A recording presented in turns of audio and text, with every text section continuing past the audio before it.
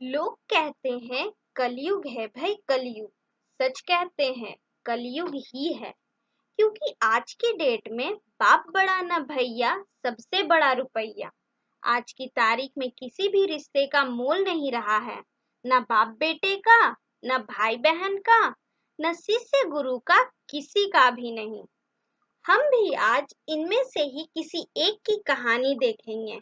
तो good morning दोस्तों, आज मैं फिर आपके लिए सुधा मूर्ति मैम की लिखी बुक वाइज एंड अदरवाइज की एक कहानी a bond betrayed on rakhi day, एक ऐसा रिश्ता जिसे राखी के दिन धोखा मिला, लेकर आई हूँ। जिसमें मैम ने एक स्टोरी शेयर की है कि किस तरह एक ऐसा रिश्ता जिससे राखी के दिन धोखा मिला।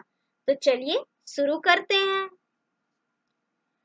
सुधा मूर्ति मैम का जो काम था इन्फोसिस फाउंडेशन में, उसके कारण उन्हें बहुत से औरतों से फेस टू फेस मिलने का मौका मिलता था।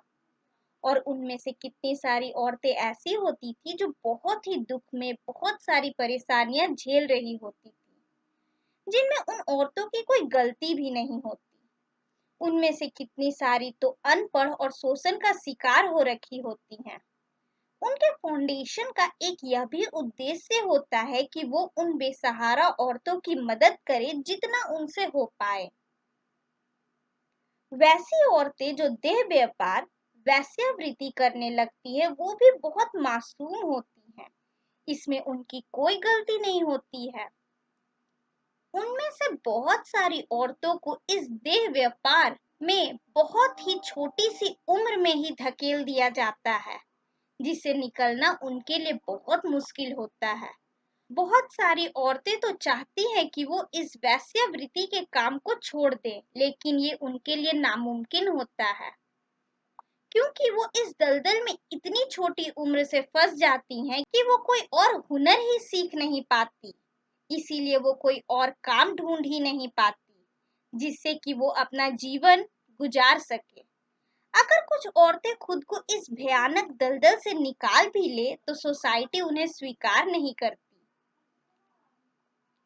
कुछ साल पहले की बात है, मैम को इन औरतों के लिए काम करने का मौका मिला। शुरू शुरू में वो औरतें मैम से बात करने से बचती थी, लेकिन जब मैम बार बार उनसे मिलने जाने लगी तो वो मैम से बात करने लगी।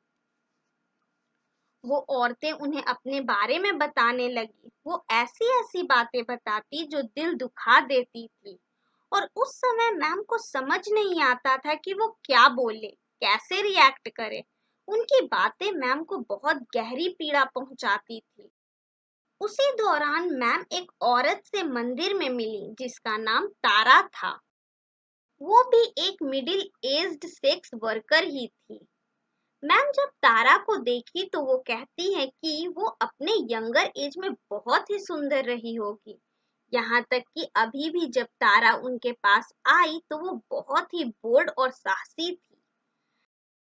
तारा पढ़ना लिखना नहीं जानती थी और वो मैम की मदद चाहती थी, क्योंकि वो सोचती थी कि मैम एक स्कूल टीचर हैं। मैम कहती हैं उसका यह सोचना मेरे लिए अच्छा था, क्योंकि इस कारण तारा उनसे कंफर्टेबल होकर बात कर सकती थी। तारा कहती है अगर आप किसी और लेडी टीचर के बारे में जानती हैं तो मुझे बताइएगा, मैं पढ़ना लिखना चाहती हूँ।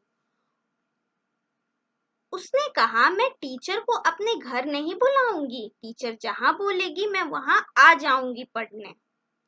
तारा को पढ़ाई करने के प्रति दिलचस्पी देखकर मैम सरप्राइज्ड हो गईं। वो उसके बारे में और जानना चाहती थी। मैम ने एक दो बार तारा के सामने इस बारे में बात भी छेड़ी, लेकिन वो अपने बारे में कुछ बात ही नहीं करना चाहती थी। वो हमेशा बहुत उदास दिखती थी। उस दिन रक्षाबंधन था। नॉर्दर्न कर्नाटका और बॉर्डर एरियाज ऑफ महाराष्ट्र में इसे नरली पूर्णिमा कहा जाता है, जिसका मतलब होता है to celebrate full moon day with coconuts. Ma'am उस एरिया में एक वीक के लिए थी। उन्हें गाँव के स्कूल जाना था लाइब्रेरी प्रोजेक्ट के लिए। तभी मैम फिर तारा से टकराई। वो दिन बहुत ही उजली सी सुबह थी और तारा चूड़ियां खरीद रही थी। मैम उससे बात करना चाहती थी, लेकिन कैसे करे वो वही सोच रही थी। तारा मैम से उम्र में बड़ी थी, इसीलिए उन्होंने सोचा वो उसे अक्का बुलाएगी। कन्नड़ में बड़ी बहन को अक्का बोला जाता है। तारा मंदिर की सीढ़ियों पर बैठी थी और भीड़ छटने का इंतजार कर रही थी। मैम उसके पास जाती हैं। तारा उन्हें देखकर मुस्कुराती है। मैम को लगा वह उदास है, फिर लगा नहीं, शायद मैं उदास हूँ। वो समझ नहीं पा रही थी। मैम उसे बात करना चाहती थी, इसीलिए उन्होंने भी उसे देखकर मुस्कुराया और कहा, तारा अक्का, आज मंदिर में बहुत भीड़ है, नरली पूर्णिमा के कारण। आपको बहुत देर इंतजार करना पड़ेगा मंदिर में दर्शन के लिए। तुरंत ही मैम को लगा कि वो गुस्सा हो गई। वो उसकी आंखों में गुस्सा देखी।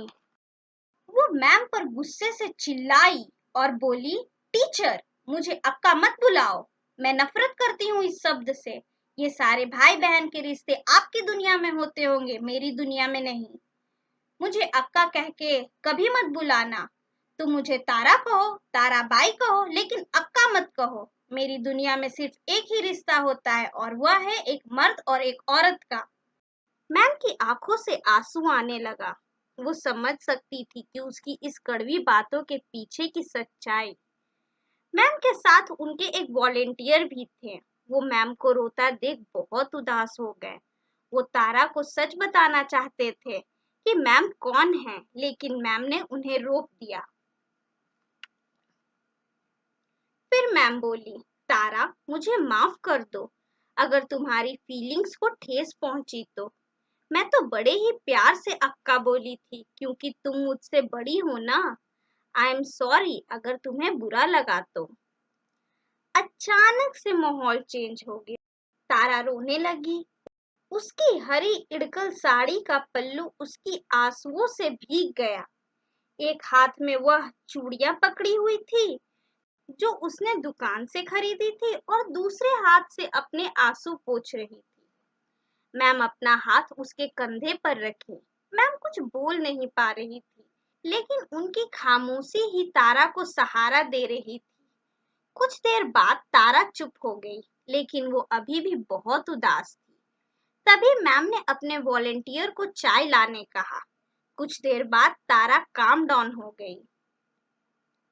तारा कही, टीचर, मुझे माफ कर दो। मैं बहुत ही ज्यादा गुस्सा हो गई तुम पर। तुम्हारी कोई गलती नहीं है। तुमने तो बड़े ही रिस्पेक्ट से मुझे अक्का कहा था। आज तक किसी ने मुझे इतने रिस्पेक्ट से नहीं बुलाया। लोग तो ना जाने मुझे कितने नामों से बुलाते हैं, वो सब मैं तुम्हारे सामने बोल भी नहीं सकती। लेकिन अक्का नाम ने मुझे मेरे बचपन की याद दिला दी। तारा लगातार मैम से बातें करने लगी, अपनी गरीबी के बारे में और किस तरह उसने महामारी में अपने माता पिता को खो दिया। परिवार के नाम पर सिर्फ छोटा भाई ही उसके साथ था। वो उसे बहुत प्यार करती थी। वो छोटा था, इसीलिए उसके पालन पोषण के लिए तारा कूली का काम करती थी। लेकिन जब वह 12 साल की थी और उसका भाई 11 साल का, तब उसके भाई ने तारा को एक एजेंट के हाथों रेड लाइट एरिया में बेच दिया। वह तारा को घर से यह बोलकर ले गया कि चलो मेला देखने चलते हैं, और वह दिन भी नरली पूर्णिमा की ही थी जिस दिन उसने अपनी बहन को बेच दिया। अब मैम को सारी बातें क्लियर हो गई कि तारा मंदिर की सीढ़ियों पर बैठकर क्या सोच रही होगी, क्योंकि नरली पूर्णिमा यानी रक्षाबंधन के दिन ही उसके भाई ने उसे बेच दिया था। तभी तारा जैसे ही अक्का शब्द सुनी वो आग बबूला हो गई, क्योंकि उसे अपने भाई की याद आ गई जिसे वो हमेशा के लिए भुला देना चाहती। राखी केवल कोई धागा नहीं है जो बहन अपने भाइयों की कलाई पर बांधती है। राखी का दिन तो वो प्यारा फेस्टिवल है जिसमें भाई बहन का प्यार दिखता है, और तारा उसी राखी पर्व के दिन अपने भाई के द्वारा इस दलदल में धकेल दी गई जिसमें तारा की कोई गलती भी नहीं थी। और हमारी ये कहानी यहीं पर खत्म होती है। एक प्यारे से भाई बहन का रिश्ता राखी के दिन ही शर्मसार हो जाता है। और मैं अब आप लोगों से विदा लेती हूँ। फिर मिलूंगी एक नए दिन एक नई कहानी के साथ। Bye bye.